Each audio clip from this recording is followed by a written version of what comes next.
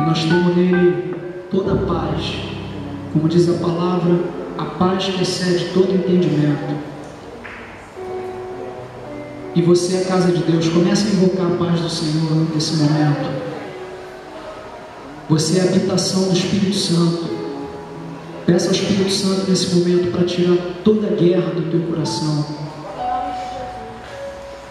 Espírito Santo de Deus, eis-nos aqui, Senhor.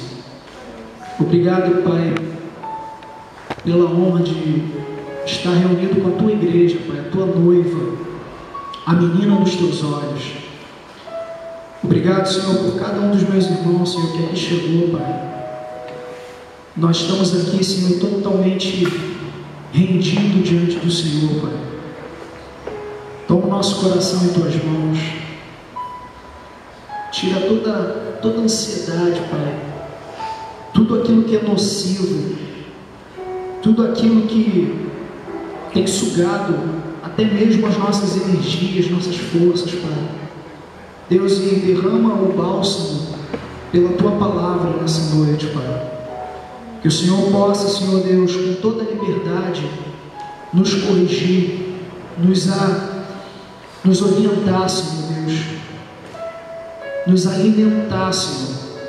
Venha o teu reino sobre esse lugar, Pai. Deus, nós não queremos ser religiosos aqui, Pai. Pessoas que de repente chegaram aqui por alguma obrigação, por alguma satisfação. Deus, nós não queremos ser religiosos. Deus, nós queremos ser livres diante do Senhor, Deus, e nos alimentar, Pai, e viver esse momento, Pai, como igreja.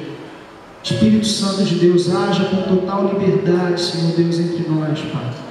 Que a tua palavra que é viva e eficaz, Pai, a tua palavra que nos iguala, a tua palavra que quebranta o nosso coração, a tua palavra que ilumina os nossos pés, Senhor, que ilumina a nossa estrada, que essa palavra, Pai, ela possa nos derrotar nessa noite, Pai.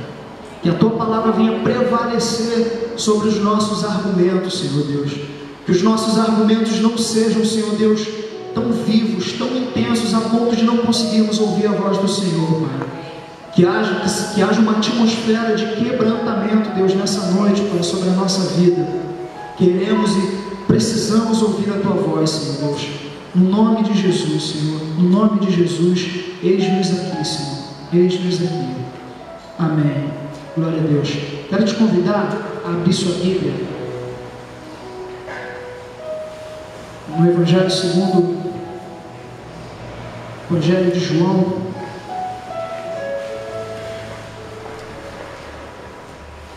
Evangelho de João, capítulo 8.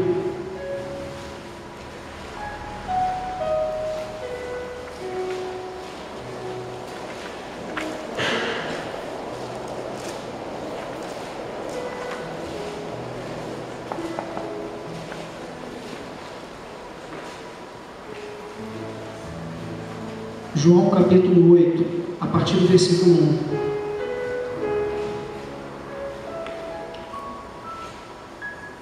O tema que Deus colocou no meu coração nessa noite para a gente estar compartilhando aqui é distração. Acompanha comigo a partir do 1. Entretanto, Jesus seguiu para o Monte das Oliveiras. Ao amanhecer, ele voltou ao templo e todo o povo achegava-se ao redor. Então ele se assentou e lhes ensinava.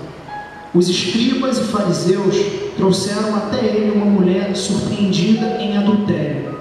Forçaram-a a ficar em pé no meio de todos e disseram a ele: Mestre, esta mulher foi apanhada em flagrante ato de adultério.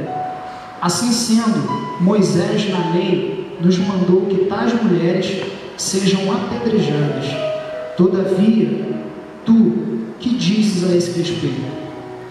Eles falavam assim para prová-lo e terem alguma coisa de que o acusar. Mas Jesus, inclinando-se, escrevia na terra com o dedo, como se não tivesse ouvido. Porque insistiram na pergunta, ele se levantou e lhes disse: Aquele que dentre vós estiver sem pecado, seja o primeiro a lhe atirar uma pedra. e novamente inclinou-se e escrevia na terra. Então aqueles que ouviram isso, sendo convencidos por suas consciências, foram se retirando um por um, começando pelo mais velho até o último. Jesus foi deixado só e a mulher ficou em pé onde estava. Quando Jesus se ergueu, não vendo a ninguém mais além da mulher, disse a ela: mulher, onde estão aqueles teus acusadores? Ninguém te condenou? Disse ela: ninguém, Senhor. E assim lhes disse Jesus: nem eu te condeno, podes ir e não peques mais. Esse texto é muito tremendo, né, amado? Jesus era muito fera, cara. Que saída espetacular.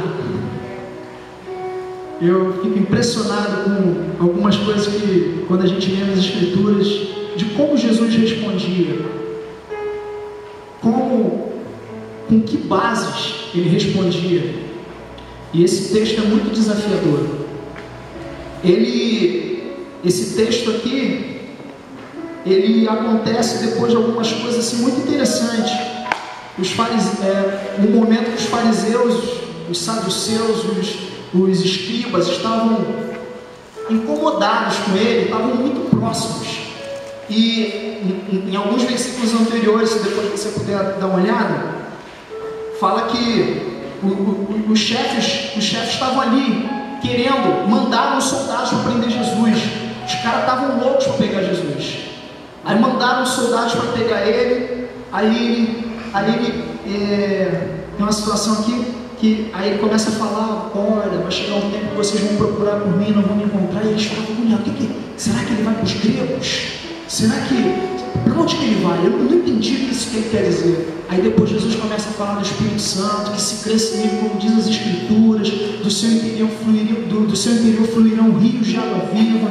Aí ele começa a falar, vai falando, vai orientando. Aí ele dentre a multidão, as pessoas começam a ouvir e falam: caramba, ele é profeta. E as pessoas ficaram incomodadas, os escribas, os fariseus ficaram incomodados. Caramba, estou falando que esse cara é profeta, não é possível. Eles ficavam agoniados com Jesus. E esses homens foram lá para prender Jesus. Depois eles voltaram sem ele, sem o mestre. E os sacerdotes ficavam: e aí, não prendeu não? Aí o sacerdote: caramba, ninguém fala como ele. Ninguém fala como ele. Aí os caras piraram: caramba, até vocês estão se convertendo a ele. Os caras ficavam agoniados. Aí daqui ele se levantou Nicodemos: olha, na nossa lei a gente vai julgar um homem sem ouvi-lo primeiro. Os caras: olha na lei, olha aí, não se levantou nenhum profeta da região que ele é, não se levantou nenhum profeta. E os homens estavam agoniados, querendo pegar Jesus, e não conseguiam. E o pior, eles não conseguiam entender Jesus, que eu acho que era a maior loucura deles, era não entender. De repente alguém com alguma intenção política ou alguma intenção definida se levantasse dentro da sociedade, como se levanta nos nossos dias, para poder falar sobre determinados temas, e aquela pessoa está definida.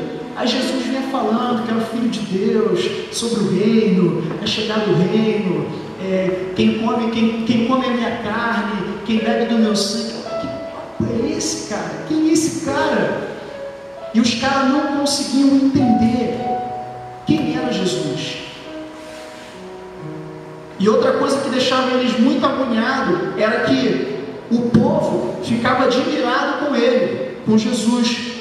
E se você for ver nos evangelhos, fala que o povo amava Jesus porque Jesus ele falava com autoridade, diferente dos fariseus, diferente daqueles homens que eram os líderes políticos daquela época, políticos religiosos, que a religião nesse período era mais política do que falar em nome de Deus, realmente com a preocupação do que aquilo que agrada a Deus.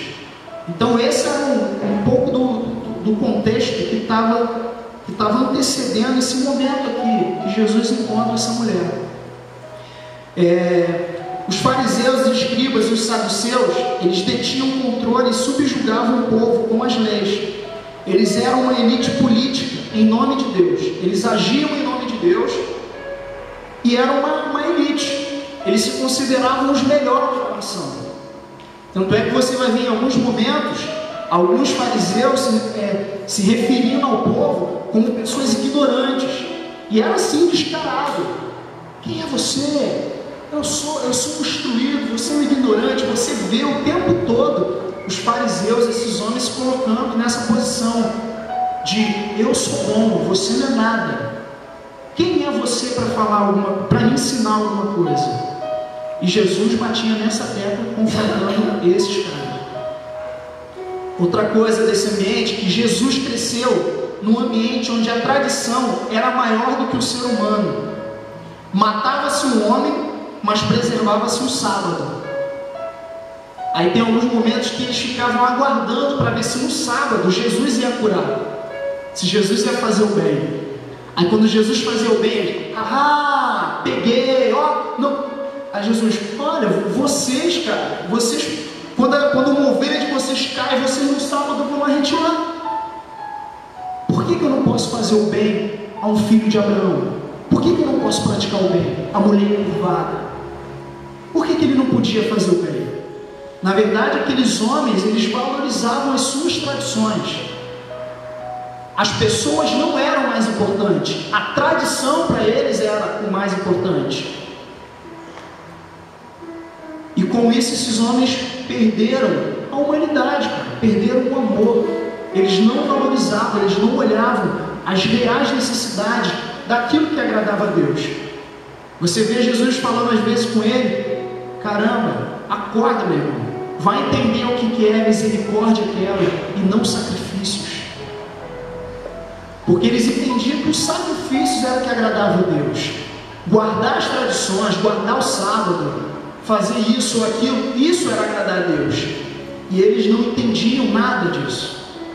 Aí apareceu Jesus e começou a confrontar esses padrões estabelecidos nessa sociedade. Outra coisa, todos sabiam de onde vinham os ensinos sobre Deus. O padrão de Deus para aquela sociedade era esses homens. Então quando se falava de Deus, eu creio que boa parte dessas pessoas nessa sociedade tinha de repente um medo. Quando se falava Deus, tinha um medo, mas a figura de Deus para eles era esses homens hipócritas, que valorizavam mais as coisas e não valorizavam as pessoas. A percepção que essas pessoas tinham a respeito de Deus era totalmente distorcida por causa dos homens que falavam em nome de Deus. Então, provavelmente essas pessoas tinham profundas crises emocionais. Caramba, Deus, homem, Deus é assim. E talvez as pessoas seguissem, muitas delas seguiram com zelo. Você vai ver pessoas que nesse tempo, sacerdotes, o próprio pai do profeta João Batista, o próprio pai de João Batista era um líder, mas era uma família de gente piedosa. E houveram pessoas naquela época que eram pessoas piedosas e que aguardavam, mesmo vendo essa corrupção, estavam aguardando o Messias, aguardando a restauração. Mas talvez boa parte daquela sociedade eram de pessoas marcadas, feridas, porque o padrão que eles tinham de Deus era um padrão violento, era um padrão que subjugava eles. Aí já tinham os romanos que dominavam e ainda tinham os líderes judaicos que oprimiam aquele povo.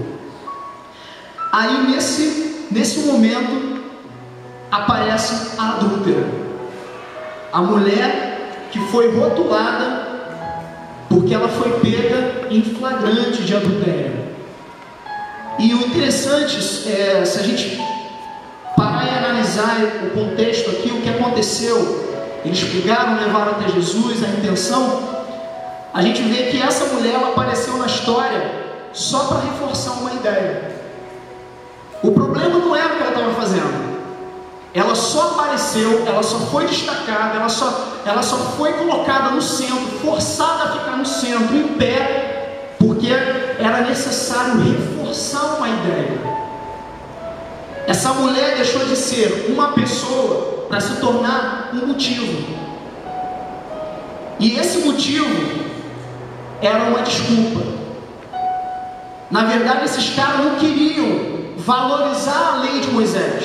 A questão não era a lei de Moisés. A questão é, esse Jesus, a gente já mandou prender, a gente está tentando fazer de tudo, não, já fizemos pegadinha com ele não cai nenhuma pegadinha nossa, já fizemos tudo.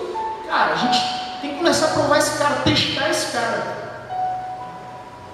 E talvez, enquanto eles pensavam, aí no versículo 53, né, que de vez em quando a gente usa aqui para, irmão, vai para casa. Aí no versículo 53 do capítulo 7 fala assim, ó, depois disso, cada um foi para a sua casa. A gente às vezes brinca assim, já está na hora de ir embora, né? Cada um foi para a sua casa. Eles foram para casa, mas talvez eles tenham ficado. Como é que a gente vai pegar? Como é que a gente vai pegar Jesus? Eles deviam ter pesadelo com Jesus, deviam sonhar com Jesus, respirar Jesus, sentar na mesa e devorar Jesus. Cara, o que a gente vai fazer? O que a gente vai fazer com esse cara? O que a gente vai fazer aqui? E talvez no dia seguinte, enquanto Jesus estava lá ensinando, aí descobriu uma mulher que estava em adultério. Tinha uma mulher lá, pegamos, atrás, vou matar, vou reforçar a lei de Moisés, traz ela. Ela se tornou um motivo, uma desculpa para poder fazer uma pegadinha com Jesus. Aquilo que estava sendo feito ali não era por Deus. Embora houvesse uma lei antes de Jesus, e essa lei fosse radical em alguns pontos, Jesus ele veio cumprir a lei e veio mostrar o amor de Deus. E estava acabando com o tempo, acabando com uma fase na história de opressão, uma fase de hipocrisia, e Jesus veio para poder aniquilar isso, desfazer as obras do diabo. Aquilo não era por Deus, não era em nome de Deus, era em nome do próprio ego daqueles homens. Ela seria vítima de uma justiça injusta. Só pegaram ela para reforçar uma ideia. Apedrejar alguém nesse ambiente corrupto devia ser uma grande agitação, talvez um sentimento de purificação, ou até mesmo um grito de vingança pelas injustiças cometidas. E talvez eu estivesse segurando uma daquelas pedras. Talvez você estivesse com aquela multidão segurando uma daquelas pedras. Imagina Jesus crescendo nesse ambiente de hipocrisia, aquelas pessoas, aquelas crianças crescendo e vendo isso. Não sei, mas talvez isso fosse algo corriqueiro. Ih, mais uma adúltera, vamos matar. E aí, quantas tu matou hoje? Vai ver que tinha continha, listinha lá, né, pra galera. Ih, matei 5 hoje, apedrejamos 5. Ou por outros motivos que as pessoas queriam matar lá e faziam. Talvez isso fosse um motivo de... Aí vinha passando de... eu vou apedrejar a adúltera na praça. Aí vinha todo mundo correndo, aí pegar já ia pegando pedra. Aí talvez já tivesse até em casa já algumas coisas preparadas. E vou matar alguém hoje. É diferente dos nossos dias. Há pouco tempo lincharam uma mulher porque surgiu uma mentira dizendo que ela sacrificava crianças em rituais macabros. E para quem viu o vídeo ou quem não teve coragem de ver, arrebentaram uma mulher. Uma sociedade é diferente, tão diferente do que acontece hoje nos nossos dias. Hoje, se alguém atropelar uma pessoa, às vezes a pessoa não para. Por quê? Com medo de ser linchada. Porque na verdade as pessoas não têm prazer. A questão da pessoa não é a justiça, é fazer o mal, é a oportunidade de fazer o mal para alguém. Em algum momento na nossa história, em algum momento nessa sociedade, esse mal está sendo cada vez mais alimentado, assim como era nesse tempo. Eles tornaram a lei do Senhor num motivo para praticar o mal, e as pessoas cresciam naquele cenário. E nessa busca aqui, as pessoas poderiam ter os mais variados motivos. Estão me fazendo mal, eu também vou fazer. Um dos grandes motivos para que o mal não cesse é porque sempre reproduzimos as feridas que recebemos. Se você for observar, boa parte das pessoas que estão assassinando, estão envolvidas com pedofilia e tantos outros malefícios nesse mundo louco, se você for ver, ela passou também alguma coisa na sua história. Boa parte das pessoas, se você for ver o histórico, ela passou alguma coisa.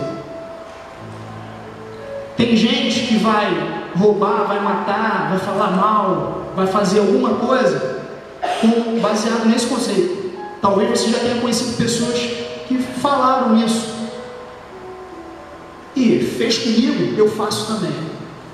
E meu filho, aqui é assim, ó, bateu, levou. Já conheceu gente assim? Eu conheci um monte. Bateu, levou. Por quê? Nós reproduzimos o mal que fizeram a nós. Nós temos por costume, por causa do mal que em nós habita, se me fizeram mal, eu vou dar algum retorno. Eu vou retornar esse mal de alguma forma. Às vezes não retornamos o mal de forma consciente e de forma física, mas dentro de nós estamos retornando esse mal de alguma maneira. Mas sempre é porque alguma coisa foi feita a mim. E esse era o ambiente em que esses homens pegaram essa mulher e trouxeram ela até Jesus, forçaram ela a ficar no meio e começaram: Jesus, e aí? A lei manda apedrejar. O que o Senhor diz? Quando eles fazem essa pergunta, eles deixam Jesus, como fala, numa sinuca de bico. Porque se Jesus fala que não é para apedrejar, está indo contra a lei de Moisés. Se ele fala que é para apedrejar, ele está indo contra o Império Romano, que aí já falava outra coisa. E outra, ele não pregava o amor? Ué, você não prega o amor? Então por que agora tu está falando que tem que apedrejar? Eles botaram a eles, talvez eles tenham ficado assim: essa ele não sabe, essa Jesus não consegue sair. Pronto, achamos o caminho. Graças a Deus, bendito seja o Senhor pela adúltera. Aleluia, Senhor. Oh, aleluia, glória a Deus. Talvez tenha tido uma festa no arraial, porque a adúltera apareceu. A adúltera apareceu para poder a gente conseguir derrubar Jesus. A adúltera, glória a Deus pela adúltera. E Jesus fala: quem dentre vós não tiver pecado, seja o primeiro a tirar a pedra. Lindo, lindo isso. 4 atitudes que esses homens tomaram, esses fariseus e essas pessoas que estavam junto com eles. Primeiro, levaram a mulher a Jesus, e essa talvez tenha sido a coisa mais sábia que eles fizeram sem saber o que estavam fazendo. Eles pegaram a mulher adúltera com uma intenção, mas foi a coisa mais certa que eles fizeram. Eles levaram para a pessoa certa, eles levaram para Jesus. Talvez se tivesse levado para mim ou para você, não, tem que apedrejar, não sei, dentro de um contexto, dentro de uma cultura, o que está impregnado na nossa mente. Mas talvez a gente tivesse dito: não, apedreja. Ou não saberia como sair, mas levaram para a pessoa certa, levaram a mulher, essa mulher pecadora, levaram ela para Jesus. E foi a coisa mais sensata que esses homens insensatos fizeram. Outra coisa, eles usaram um ser humano para mostrar um ponto de vista numa exposição de morte. Eles pegaram um humano e o nosso ponto de vista agora vai prevalecer. simplesmente usaram uma pessoa para reforçar o seu ponto de vista. E um dos grandes cuidados que nós precisamos ter,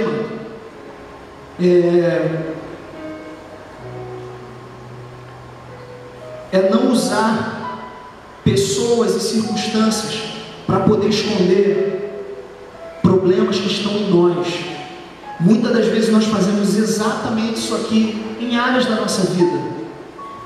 Nós criamos uma distração, por isso que o nome é distração.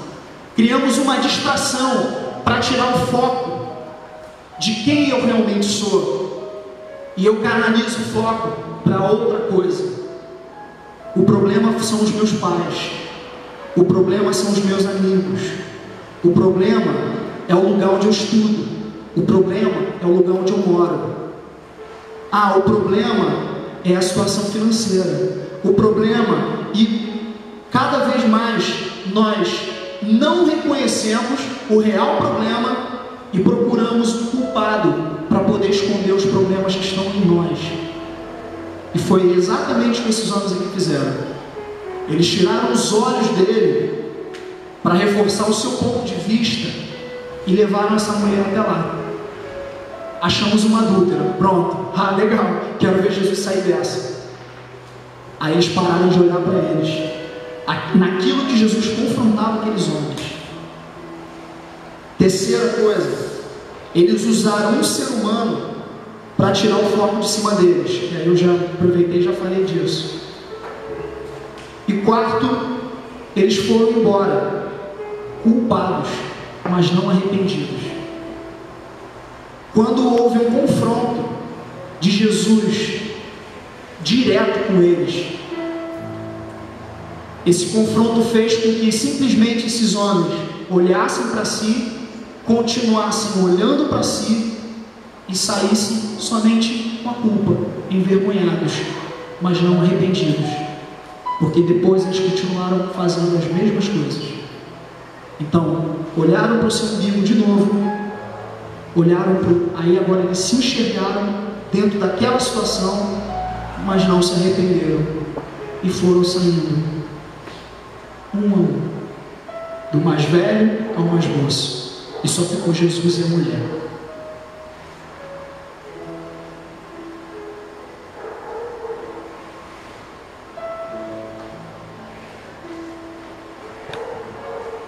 Adotar, amado, regras para a nossa vida, simplesmente se condicionar a um estilo de vida, a uma religião. Hoje, se você falar, e está bem explícito aí, a gente vê tanta coisa louca na internet, nos vídeos, nas postagens, e as pessoas quando olham para nós, quando eu digo assim, se diz evangélico, igreja, é um bando de louco, gente sem noção, gente ignorante, porque infelizmente muitas das pessoas que pegam a Bíblia e falam em nome de Deus são completamente incoerentes naquilo que fazem, porque não tem um amor no seu coração. São pessoas que julgam o mundo com tanta radicalidade, é capaz de falar de Jesus para alguém, que é falar do amor de Deus, colocando a pessoa no inferno. Assim de gente, mano, assim de gente, que para reforçar a sua religião, porque essa pessoa na verdade teve um encontro com a religião, teve um encontro com uma denominação, para reforçar a sua religião, subjuga a gente, coloca no inferno, porque na verdade o princípio, o início não é o amor, não é alguém que teve um encontro com o amor. E se nós não tomarmos cuidado, nós vamos andar assim, entre nós e lá fora, onde nós somos sal. Se nós formos pessoas que simplesmente ao invés de buscar em arrependimento, mudança na mente, mudança no comportamento, Senhor, transforma a minha vida. Permitir que a palavra transforme a nossa vida, permitir que a palavra direcione a nossa vida. Fazer os movimentos que nós fazemos em adoração, estando aqui numa reunião como essa, seja onde for, seja no grupo familiar, seja no momento de comunhão, seja num lanche com o irmão, se não entendermos que é a palavra que está transformando a gente, a palavra que está tirando toda a sujeira do nosso coração, não para fazer a gente, de nós, pessoas religiosas, pessoas que vêm a uma reunião sem sentido, vem e voltei para casa, e semana após semana, repetindo regras. E aí, querido, como é que você está? Está tudo uma bênção, querido. E na verdade não está, mano. Eu vejo pessoas que, inclusive, essa palavra ela veio num momento em que eu e minha esposa a gente estava orientando uma família e parente mesmo, e a gente viu esse movimento aqui acontecer, da pessoa reforçar a doença do outro ser e não ter a capacidade de olhar a sua própria doença. E o linguajar como se aquilo respaldasse que aquilo que ela é do Senhor, porque ela mudou o linguajar. Mudar o linguajar, mano, não é respaldo nenhum para dizer que nós somos do Senhor. Trabalhar na igreja não é respaldo nenhum para dizer que somos do Senhor, se de fato a palavra de Deus não estiver operando na nossa vida. Não adianta nada, vai ser tudo balela. A gente não vai ser igreja relevante nem aqui nem na China. E nem na China! Nem na China! Não vamos ser, mano. A gente tem que sair sempre com uma consciência de: Senhor, por favor, me transforma. Senhor, abre o meu entendimento. Ah, Senhor, eu não estou entendendo, Senhor. Ah, Senhor, me ajuda a ganhar o meu irmão. Me ajuda, me dá sabedoria para andar em sabedoria com a igreja do Senhor, Deus. Senhor, me dá sabedoria para eu saber responder bem para as pessoas. Deus, me transforma, Senhor. Deus, me transforma para ser um marido excelente para minha esposa, para eu ser uma esposa excelente para o meu marido, para eu ser um filho excelente para minha mãe e para o meu pai. Senhor, me transforma. Nenhum de nós, amados, se não tivermos essa postura, nós vamos ser simplesmente como esses homens que estavam completamente contaminados pela religião e eram simplesmente religiosos. Cheguei, vamos adorar o Senhor, bendito seja o teu nome, Senhor. Eles não sabiam nem quem eles eram. Não sabiam nem quem eles eram. Enquanto eles, no livro Caçadores de Deus, fala que enquanto os fariseus estavam lá discutindo acerca do Messias, aí ele faz uma brincadeira que eles estavam orando: Senhor, envia o Messias, envia o Messias. O Messias estava entrando montado num jumento na cidade, todo mundo, Hosana, botando ramo. Cara, Jesus já chegou, Jesus já está em nós, a obra já foi feita, mano, já foi liberado, a bênção não vai chegar, ela já chegou em nós. Vai ficar esperando a bênção do Senhor, não vai chegar, mas não vai chegar, mano. Já chegou, já está em nós. Temos que ser, temos que ir, temos que proclamar, temos que trabalhar, servir ao Senhor. Senhor, e aí onde o Senhor me quer? Senhor, usa a minha vida. Senhor, tira as bagagens, tira tudo que é inútil da minha vida. Senhor, eu quero ir. Porque a gente fica aqui: Senhor, manda a tua bênção, Senhor, manda a tua bênção, Senhor. E a bênção, a Jesus, ué,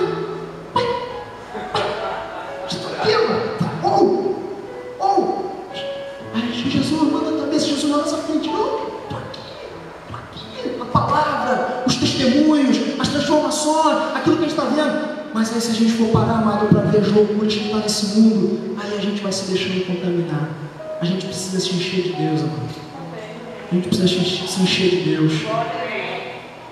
Se a gente não tenta justificar, eu tenho falado isso há algum tempo, porque eu tenho visto algumas crises, não tenta ficar justificando aquilo que você está seguindo, não, Jesus.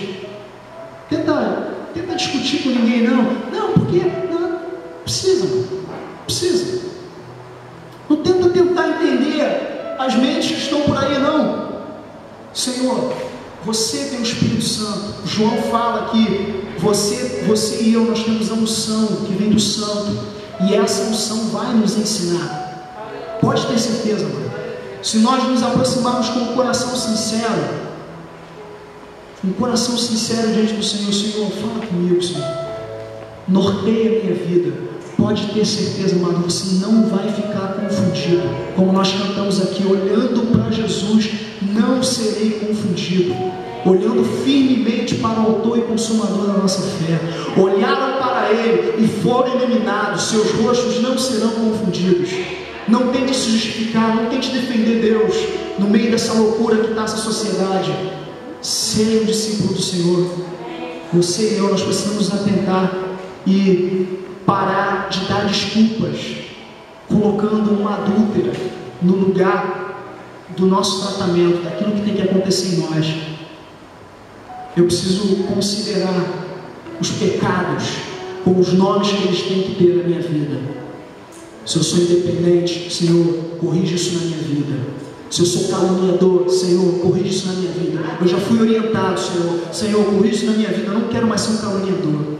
Se eu sou um fofoqueiro, Senhor, corrige isso na minha vida. Eu não quero ser mais um fofoqueiro. Se eu sou um mentiroso, Senhor, eu não quero ser mais um mentiroso. Se eu sou um ladrão, Senhor, eu não quero ser mais um ladrão. Senhor, transforma a minha vida. A palavra tem esse poder para liberar e transformar o nosso coração. E para a gente encerrar,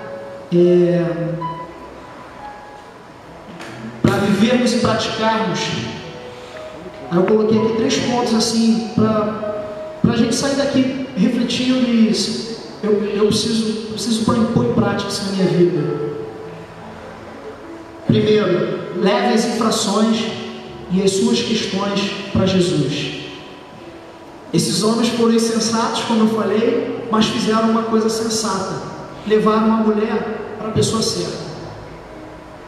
Aquilo que de repente você está transferindo, se é uma pessoa, se é uma circunstância na tua vida, se é uma situação, se é uma emoção, leve essas questões para Jesus. Coloca diante dele. Peça sabedoria ao Senhor para lidar com isso, com essas realidades.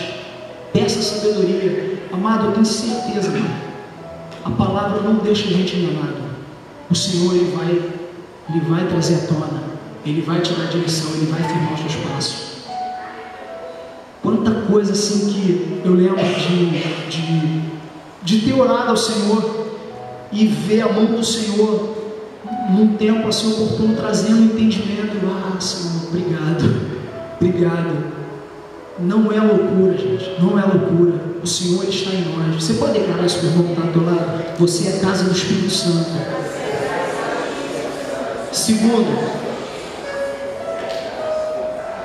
Segunda questão prática: arrependa-se e pratique, busque restauração.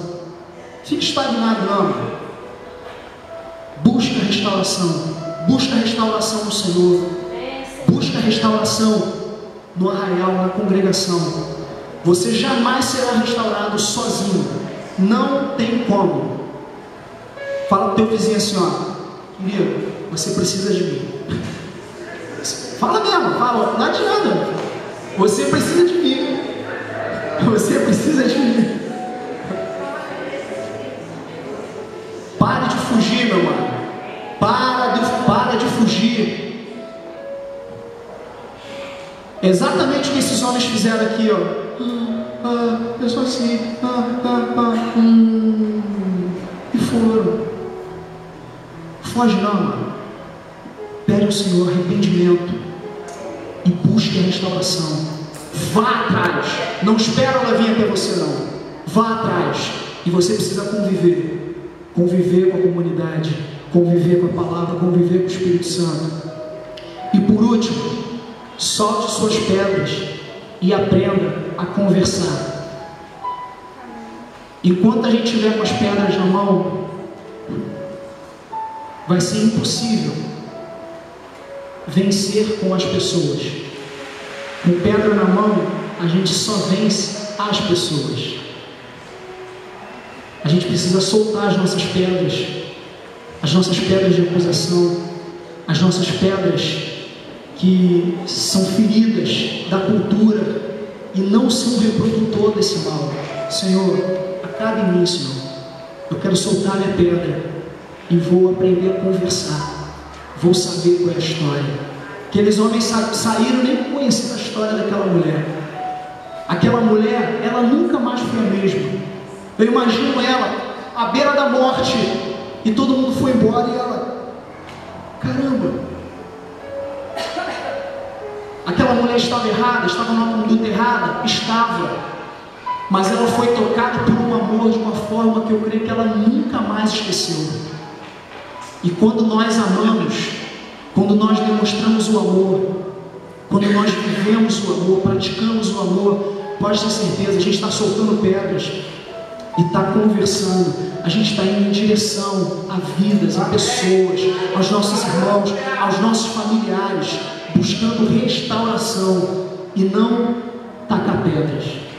Não tacar pedras. Pense nisso. Amém? Amém? Quero te convidar a ficar de pé.